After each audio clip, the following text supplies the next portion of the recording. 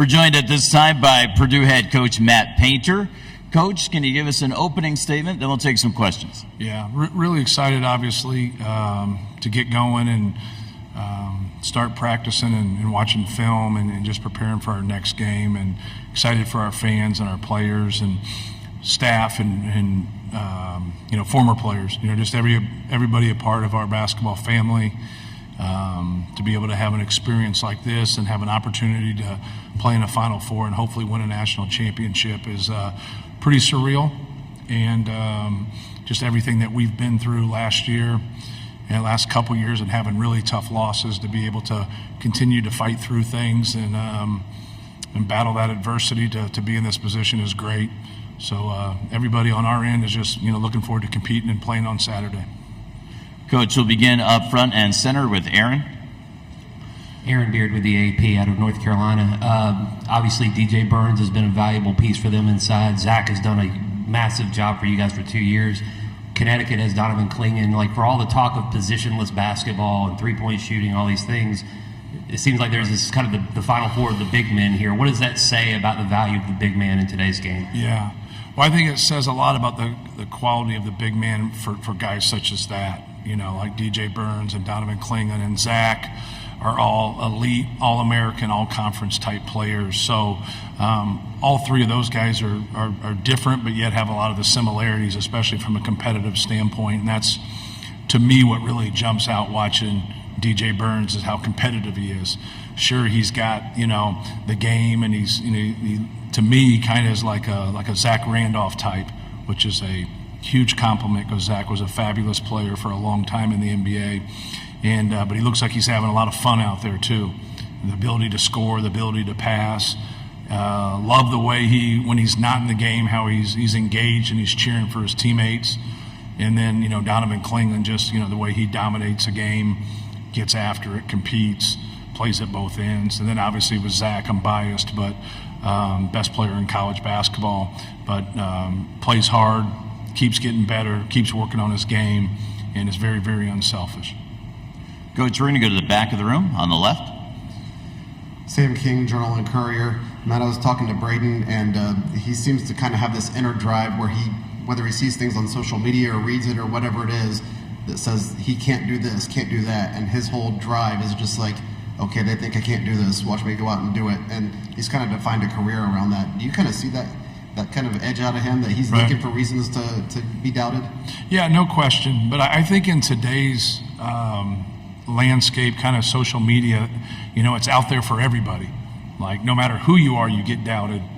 And that's kind of part of it. So if that's what you need, our guards weren't good enough to win the Maui Classic. Our guards weren't good enough to win the Big Ten.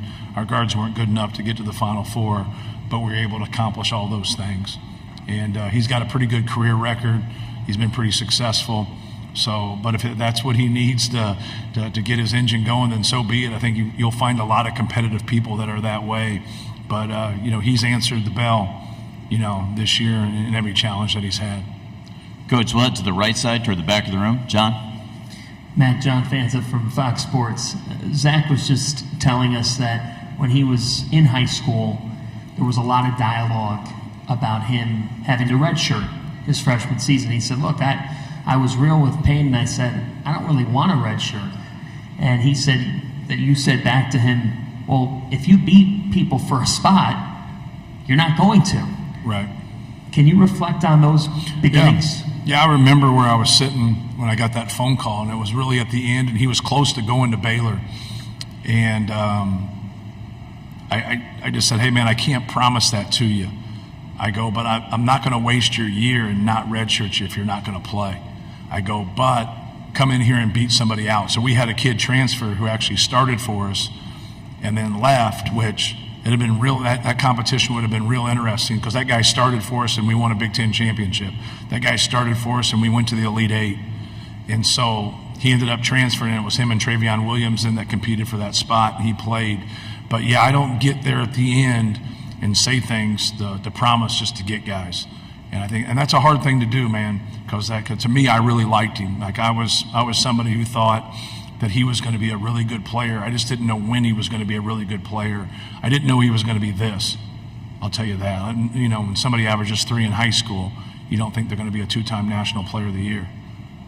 Coach, that same part of the room, one row back on the right.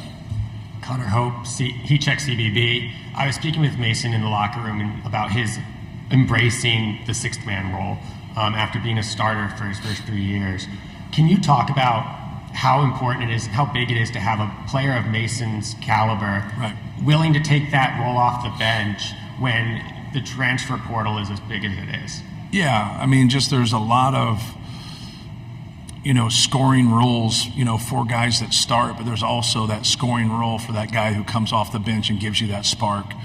And we just felt, you know, with him and Trey Kaufman, they were so different. And one guy's ability to post up and rebound around the basket, and the other guy's ability to make shots and spread the defense from an offensive standpoint, you know, was really going to be a good match. But it also gets the opponent where they got to think differently, you know, when Mason comes in because of his ability to space. But, you know, he didn't make any shots the other day in the game, but he made a bunch of winning plays. And you kind of see that emotion there at the end. So he's sacrificed a lot for us. And, you know, there's not a team here that doesn't have more than 5 starters, right? Great teams have more than 5 starters. And I think we're one of those. But Mason Gillis has sacrificed a lot for us. Coach, we'll head up front on the right side of the room. Brian Newbert, goldenblack.com. Matt, can you just speak to how important it is to your offensive calculus to make an opposing center guard another action before they even have to encounter Zach? Yeah. And what toll that can kind of take on them? Yeah, it just depends on what they're going to do, right, from a ball screen standpoint. You know, are you going to blitz a ball screen? Are you going to trap the ball screen? Are you going to play in a drop? Are you in a deep drop? Are you switching? So kind of watching and getting tendencies of what people are going to do is what all coaches do. But with Zach, most people don't like to get detached from him. They want to stay with him. That's why sometimes in our games, you'll see people just get wide open layups.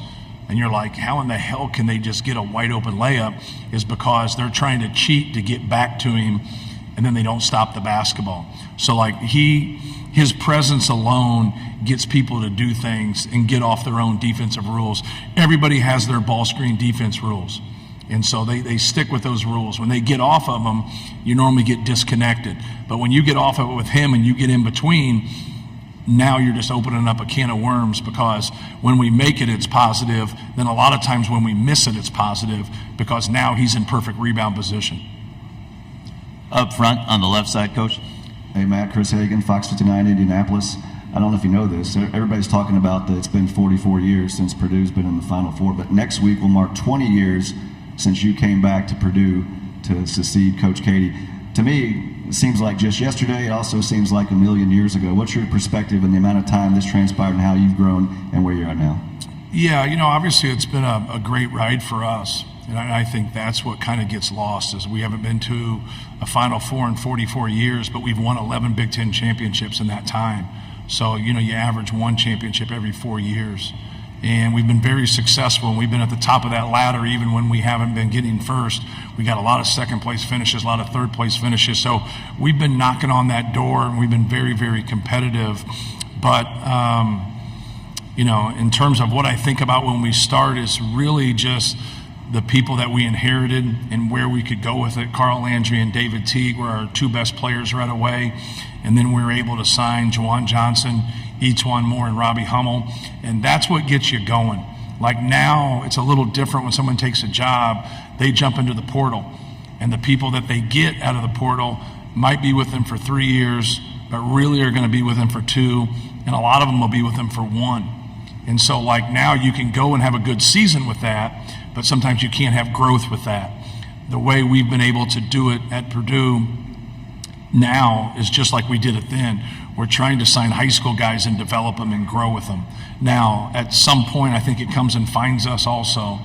We will, going into this year, this next year, we'll have 2 transfers in 4 years. That's the fewest amount of any high major program in the country by a long shot. And so we just signed 6 high school guys in the fall. So we want to continue to do what we've done and we've seen be successful for us with that. But yeah, when you look back and they kind of run your career and, you know, your hair, I'm happy that I have hair. but it went from dark, now it's getting half, to where it's gray. And then you see all the players, and you see the differences, and you see the growth, and it's pretty cool. But it makes moments like this, when you go through the heartaches, it makes it worth it. Coach, we'll go to the back of the room in the center. Rob? Coach, Rob Doster, field of 68. Obviously, getting to the Final Four was emotional for you guys. It made Robbie Hummel cry on air. How do you avoid the trap of being satisfied and happy that you got here, without realizing that you have 2 more games to win? Right. Just keeping a focus, but really just talking through it more than anything. Just like kind of owning the emotional piece of it, and there's nothing wrong with that. But then just being process based and get back to what we do, and kind of talk about NC State, be familiar with NC State, understand how good they are. So my message to them about NC State was, we're playing an undefeated team. The team that was 17-14 doesn't exist anymore. The team that's 9-0 does. That's the team we're playing. If we played them 6 weeks ago, then we would be playing that team. But if you go back and look, when they lost 6 out of 8 or 7 out of 9, it was coming off of them starting their conference season and being 5-1. So it wasn't like they were struggling before. They just had that tough stretch right, in the middle of their season going towards the end, and then obviously winning those 9 straight games. So when you start to talk about like who they beat in those 9 games, it's pretty impressive. When you talk about the Dukes, North Carolina, Virginia, and our guys, we've played all those teams in the last couple years. And so they understand that. And then you look at, who they beat, in the actual NCAA tournament, it speaks for itself. They're one of the best teams in the country, and they can beat anybody in the country, including us. Coach, up front on the left side, Dennis. Matt Dennis, CBS Sports. In the college game, has the big man position changed? Are people still playing 4 out? Or is it just a talking point here? Yeah. Well, I think it depends on who your big man is.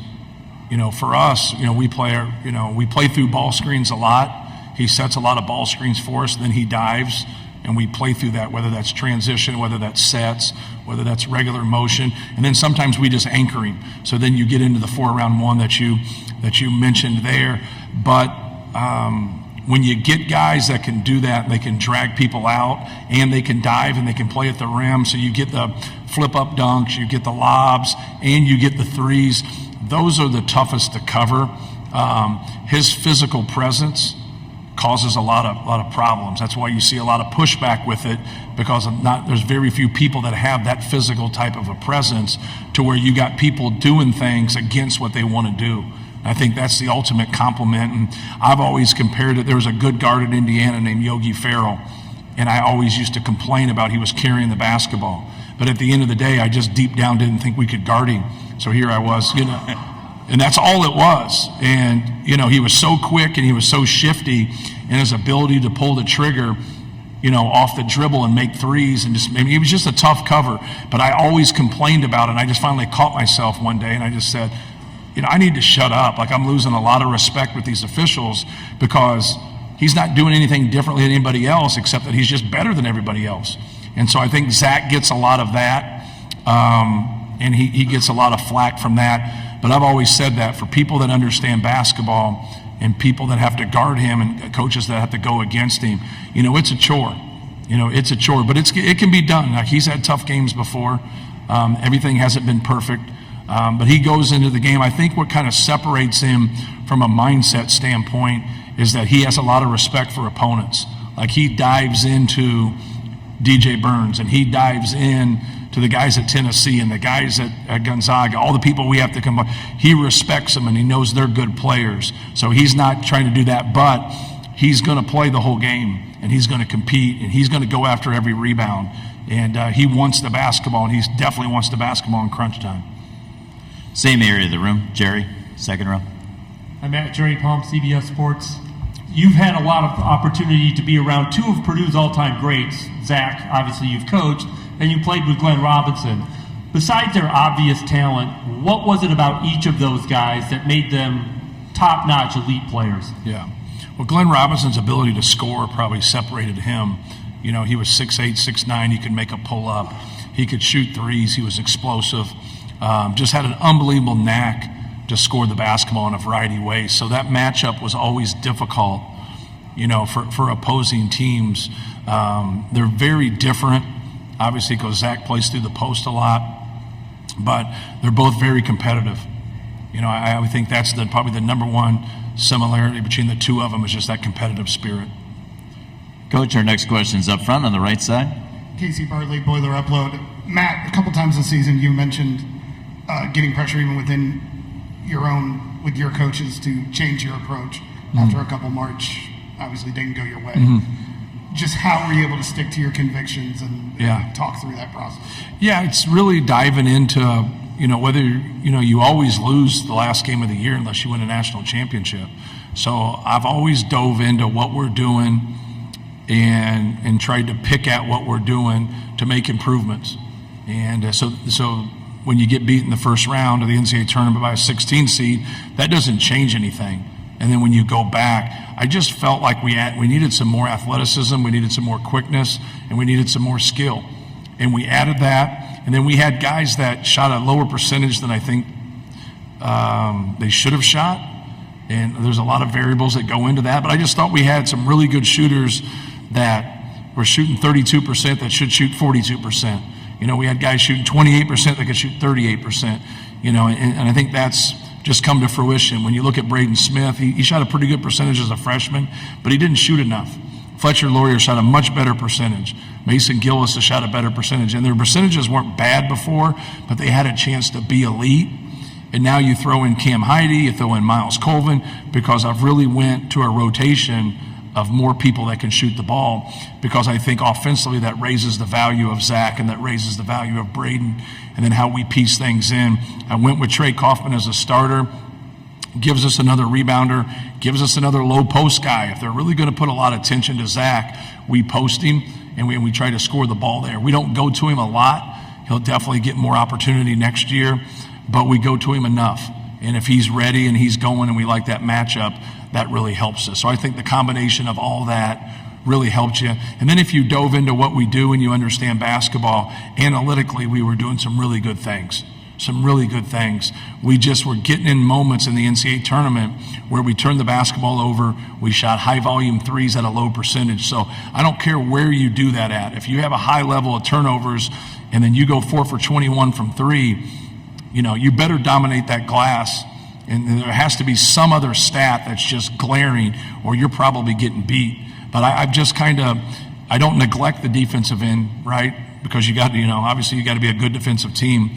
But at the end of the day, man, if you can't score 60 points in an NCAA tournament game, you don't deserve to win. And we did that back-to-back years. But we had a top 5 offense in the country when we did it. So we didn't score 58 points in an NCAA tournament game and we're the 126th best offense. We are the 4th best offense and we can't score 60 points. So just trying to keep working defensively, but trying to really kind of focus in on what's best for us offensively, because there's times when you get at this level where you're going to struggle to stop somebody, and if you can keep putting that ball in the basket and you can keep getting points and putting that burden on your opposition, it's really going to help you. Coach, our final question is going to be left-hand side, 3 rows from the back. Candace Buckner, Washington Post. Hey, Matt, how are you doing? Hello, good. Just wondering, maybe a year or two ago, did you have to politic more on Zach's behalf about all the times that he's, getting hammered in the lane, maybe even all the way to the Big Ten office? Yes. And lastly, we know you're biased, but do you think he's officiated fairly now? Yeah. For him, the number one thing that I say to officials when they talk to me, now the rules are the same for everybody, right? And that kind of stops and gets them to kind of reset their thinking, because he can't get officiated any differently than someone who's 6'8", 210. He just can't. So, and he's entitled to position. So they allow the bent elbow right there. So that's all you can give. You can't give 2. So that's always my arguing point. So I haven't got a technical in 10 years. So I try to be very diplomatic in my approach with it. But I also just want them to call it how they're calling it down there. Don't call it any differently. And then when he starts to get those fouls and he starts to get those things, is because they can't handle his strength and they can't handle his size. So I don't think we need to apologize for that. But that's always my fight. My fight is just, hey, call it the same way. You know, he's so big. So think of it from this standpoint. Like 6'9", 250 is big, right? 6'9", 250 is 7 inches shorter and 50 pounds lighter. Okay, so digest that for a little bit. And when you think of that, so when you see a 6'7" guy and a 6-foot guy in a post-up, you're like, oh, they'll get him the ball. It's a mismatch. So that's all we're trying to do is get that mismatch, you know, with him, and then be able to play from there. So what I try to do through our league office is no different than any other coach if they understand what's going on, is not give my opinion about it, is get the clips so they physically see it, and then ask questions. Do you think this is a foul? Do you think this is not a foul? What do you think is a foul? Because my whole point to it is I just want to go back and coach him and tell him what he can and he can't do so we're consistent. And you're going to get a bad whistle. But what they end up doing is the rules aren't the same, and they pass on a lot of things. So then he'll go and foul them at the other end, and they'll lose their mind, and it's a foul, and he should be called for it, but they just passed on 3. So now that's where the dilemma gets, and that's where, and it's like, if you've ever officiated before, when you start to let things go, you're going to have a problem. Because now you're like, damn, I let that go. Now I got to let this go. And that snowball now doesn't change. So when you miss one as an official, you got to stop it right away. You got to get the next one, no matter who it's against or for or any of that, because now when you get into that game, it's too much. And when they say, hey, let the players play, that's a ridiculous statement to me. Let the players play. No. What they say is a foul should be called, and what's not a foul should be left alone. If you can get to that consistency, and when you communicate that with good officials, like it's easy. It's really easy. When you communicate with guys that really don't understand or don't do, you'd be surprised at the guys that don't do their homework. That's what you'd be surprised. The good ones do their homework. So they get a couple opponents, they're traveling, they're watching clips, they're watching things, they're watching guys who flop and flail and do all those type of things. But when I like my conversations with good officials. I don't like my conversations with guys that don't do their homework and don't understand. We want to thank Coach Painter for sharing his conversations with us here this afternoon. We'll see Coach Painter back again tomorrow morning. Thank you, Coach.